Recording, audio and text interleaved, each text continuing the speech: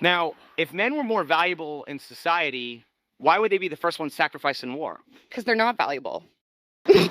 Like if men just died right now, could we survive? Yes, because of the new research that they're doing. So imagine this. What if all the men in the world disappeared? And I'm talking about like a harem anime style of world, right? All the men disappear, and there's probably only maybe like 100 men left, and the rest of the world is populated by like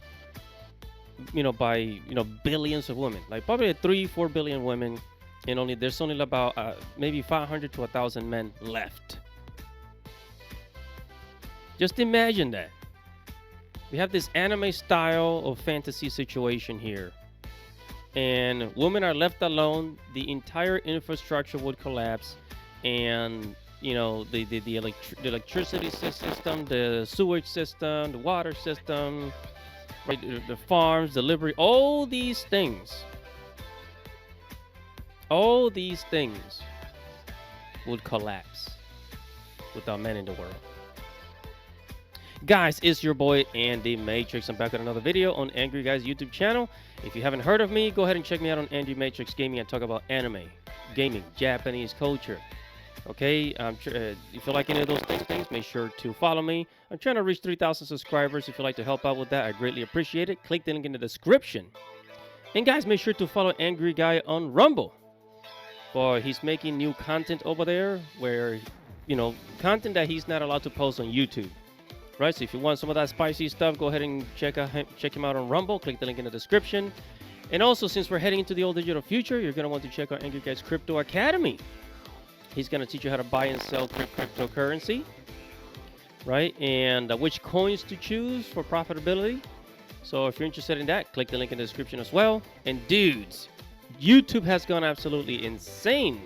Help us get pushing the algorithm. Hit the like button, comment below, subscribe to the channel, guys. Thank you so much. Now, let's get on with the show. So in today's world, women like to think that they can live without men. Little do they know that the world we live in was created by men for women.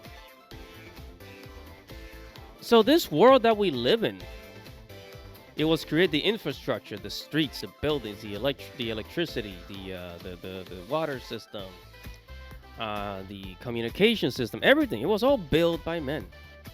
It was all built by men. And the crazy thing is that we did it for our families. We did it for women. We did it for our wives, for our children, so that they can live good lives. We sacrifice ourselves. We go to war to defend our countries, for these stupid politicians. We die. We die in vain for these, for our families, for our people. Right?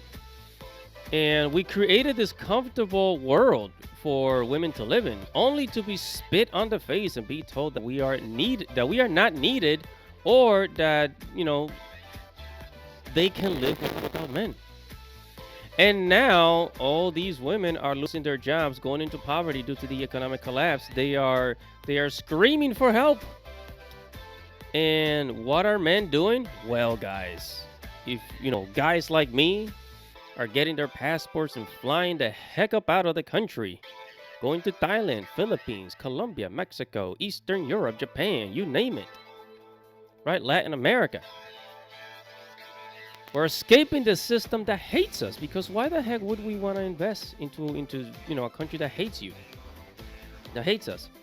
Only in the West, right? Only Western women think that men are not needed. And now they are experiencing the end results of their beliefs, or rather, the propaganda that was sold to them. So today we're going to react to Remy once again. We've been reacting to her YouTube channel for a couple of videos past, and today we're gonna be talking about how modern women learn the hard truth. So here we go. Now, if men were more valuable in society, why would they be the first ones sacrificed in war? Because they're not valuable. Like if men just died right now, could we survive? Yes, because of the new research that they're doing. That's the world we live in. The same lies run through our entire culture. Modern women are told they're more valuable because men are disposable. The argument goes like this: men die in wars, men take the dangerous jobs. See, that proves women are more important. But no, that doesn't prove women are more important. That proves men accepted the burden. It proves men volunteered for sacrifice so others could live safer, more comfortable lives. Look at the numbers. 92% of workplace deaths are men. 92%. That means when a bridge collapses, when a building burns, when a power line snaps in a storm, the lives lost are always mostly men's. And these aren't just statistics. They're the reason society keeps running. It's men down in the coal mines, men in the oil rigs, men driving the trucks that keep food on the shelves, men climbing icy poles at midnight so families can stay warm. Meanwhile, online culture mocks them. Memes, TikToks, and think pieces are all screaming, "We don't need men." There's a concept called male disposability. We as a culture don't care about the problems that uniquely or disproportionately impact men. Male homelessness, 3/4 of men, male suicide, 80% of men, war deaths, 99.999% of men. We don't care as a culture about anything that impacts men. The best you'll hear is people talking about men's mental health, and it's always followed by so they can be productive and help the culture. Some even brag about new science making babies without men. Society need men. Yes and no. No. So why yes and why no for you? And then I'll ask you why you said no. Well, because in today's society, sometimes you don't need the male to have a baby anymore. Yeah. That's why I would say yes and no. It's not like a moral thing for me. Yeah. I'm like we can exist without men only because new research has been discovered of making egg into sperm, so we can reproduce without men. So it's not like a moral thing. It's more of like if men just died right now, could we survive? Yes. Men keep sacrificing quietly. Cracks are forming. Gallup poll found that 25% of young men said they felt lonely yesterday. And loneliness isn't just about feelings. It's about purpose. For generations, men endured the same sacrifice because society respected them for it. Today, men are told they're disposable, while their labors is still needed to keep everything standing. And here's what happens when men pull back. Dating collapses, marriage collapses, birth rates crash, governments panic. Because when men stop giving, society stops growing. But again, this isn't about saying women bring nothing. Women bring balance, creation, and nurture. But the lies of independence say one side can replace the other. And that's where everything falls apart. Men and women were never meant to compete for value. They were meant to complement each other. Without men's sacrifice, society stalls. Without women's nurture, society crumbles. And only when both are honored does civilization survive. For decades, the legal system in many places created what men call the divorce jackpot. A woman could leave a marriage and walk away with custody, alimony, child support, and often a house. On paper, it was sold as fairness. In reality, it made divorce more of a business model. The result? Divorce rates exploded. Lawyers got rich. Families fell apart. And the children? They were the ones left paying the price. But here's the uncomfortable truth. That system wasn't built on women's independence. It was built on men's resources. Independence isn't independence if it works by taking from the very men you say you don't need. Now things are changing. More states are moving towards 50-50 custody. Courts are recognizing that children need fathers as much as they need mothers. The jackpot is shrinking. And suddenly, the women who says they don't need a man are realizing the truth. Without male resources, that safety net disappears. And the data is devastating when fathers are absent. Children in single mother homes are 5 times likely to commit suicide, 9 times more likely to drop out of school, 10 times more likely to abuse drugs or alcohol, 20 times more likely to end up in prison, and 32 times more likely to run away from home. Compare that to single father homes, where outcomes are consistently better across the board. That alone shatters the myth that women are automatically better parents. That is right, guys. That is right. And as we're heading into the old digital future, you're going to want to invest into cryptocurrency. So make sure to check our Angry Guys Crypto Academy, where you learn how to buy and sell crypto and know which coins to buy. Click the link in the description to check out the Angry Guys Crypto Academy. Take it away, Angry. Hey guys, in a world pushing you to own nothing and be happy, crypto is your key to survival. Join Angry's Crypto Academy to master buying, selling, and trading crypto. Make huge profits and safeguard your wealth. Plus, discover the one crypto virtually no one is talking about, poised to create new millionaires in the upcoming bull run. The link is in the description of the video below. Go check it out now. So that one girl that said that men are not needed because scientific research has found a way for women to be pregnant without men. Okay, well, you still need his sperm. You freaking dummy. You still need his sperm. You know, you got to go to a sperm bank and inject yourself with the sperm of a man to get pregnant, even if he doesn't, penetrate you, sexually. You can get pregnant by yourself. And also, if the government cannot convince women to have children, because remember, we're having this issue where like nobody wants to have kids anymore, and really is that women don't want to have kids anymore, right? So if the government cannot convince women to have babies, then what's going to happen is that the government is either going to pressure women to have babies, they're going to pressure women to have babies, force them to have babies, or they're going to use new technology called artificial womb. Now, personally, things like this creep me out. Artificial wombs, that sounds absolutely just dystopian sci-fi to me. But it's a technology that they're going to be using, so that they can, take the man's sperm and grow a child without the female. So women are going to become pretty useless. That's crazy. That's crazy to think about. Yeah, so just like how they think men cannot be replaced, the elites of the world are also finding a way to replace women. It goes both ways. They say that men are not needed anymore, that we don't need men, but they never really thought that women can be replaced too. It never occurred to them that could happen. We're not created to be separate. God created men and women to live together. However, in this comfortable society that we live in, people have the luxury to believe the opposite. This is why discomfort is needed. Okay, we need discomfort. They need discomfort to see the truth. They need discomfort. Right? Discomfort is needed for them to for women to come to their senses. Discomfort is needed for them to change their behavior. Because at the end of the day, men always do the heavy lifting. That's why men are more realistic. Anyways, let's go back to reacting to Remy and see what she got to say. So here we go. The reality is fathers bring something mothers can't replace: structure, discipline, and stability.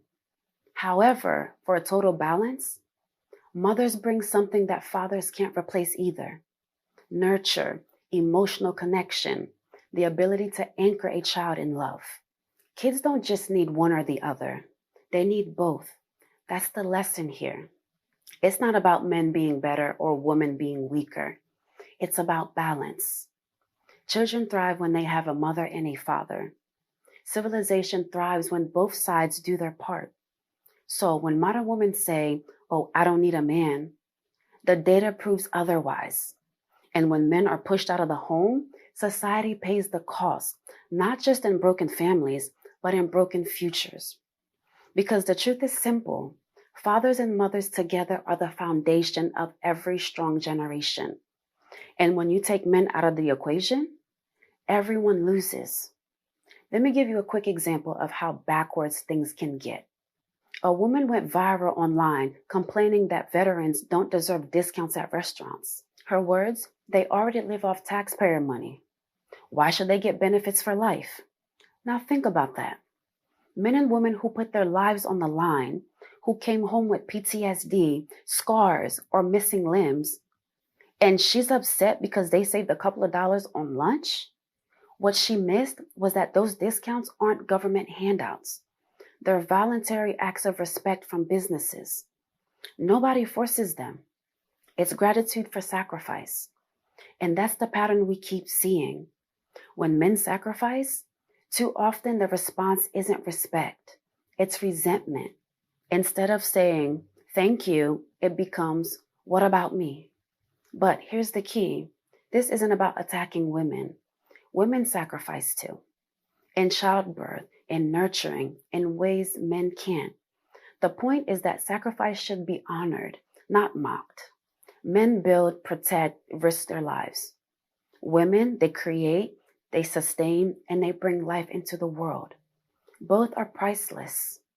When entitlement replaces gratitude, the partnership breaks down. And without that partnership, families fracture, communities weaken, and society itself starts to collapse. The truth isn't that one gender needs the other more. The truth is we need each other, but only when both sides are respected for what they bring. If women are drafted to the military, I am most excited to see the confrontation between commanding officers and the girls. Think we're going to let you yell at us? You think we're going to do something without a please and thank you? Like, let's sit down and have a conversation about what you want and what I want, and we'll reach a happy medium. Because there's no way I'm doing what you want when you use that tone with me. You think you can push us around like you do with these men? Think again, baby. Think about the military clip you just saw.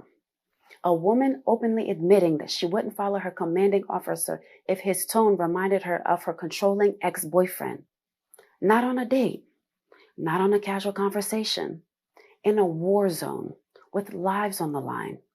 Imagine bullets flying and chaos everywhere, and her first thought isn't survival or duty, but her feelings. That's the difference. Because men don't get to say, oh, sorry, I can't do this mission because your tone hurt me. Men don't get that choice. They obey, they endure, they sacrifice. And history has always proven it. When the Titanic sank in 1912, survival wasn't random. About 80% of women and children lived, while nearly 80% of men died. Why? Because men gave up their seats. Men froze in the Atlantic so others could live. That wasn't biology. That was choice. That was sacrifice. And if you think that's just history, look at modern examples. Remember the experiment where women tried to live on their own island? They called it independence. But the cabin, the plumbing, the electrical work, all built by men. And once the men left, everything started to fall apart. Fires went out, water system broke, and eventually they had to call men back just to keep things running. That's the pattern. When everything works, it's easy to say, we don't need men. But the moment things break down, whether it's a government shutdown or a ship sinking or a fantasy island collapsing, survival depends on male sacrifice. And here's the irony. The very sacrifice that keeps everything running is the same thing women point to when they say men are disposable. But being tagged as disposable doesn't mean they're unnecessary. It means men have been willing to die first so others could live. That's where the hard truth begins. So here it is, the hard truth. No matter how many TikToks gets posted, no matter how many slogans get chanted, no matter how loud independence is shouted, women still need men. The facts don't lie. When disaster strikes, it's men who die first. You know, I am so glad that I decided to travel to Japan in 2019, right before the pandemic happened. You know, right before the coup. You know, the coup, the lockdown, the lockdown that was supposed to be 2 weeks, and it turned into a year, 2 years. So traveling to Japan helped me see and understand life outside of America. You know, while I am from the Caribbean islands, and I came to America as a child, and I understood what it was like to come from an underdeveloped country and have American luxuries. You know, growing up, I was told that America was it. America was the absolute best, and there's nothing else like America out there. Oof, how wrong people were, and we were lied to. And of course we're lied to.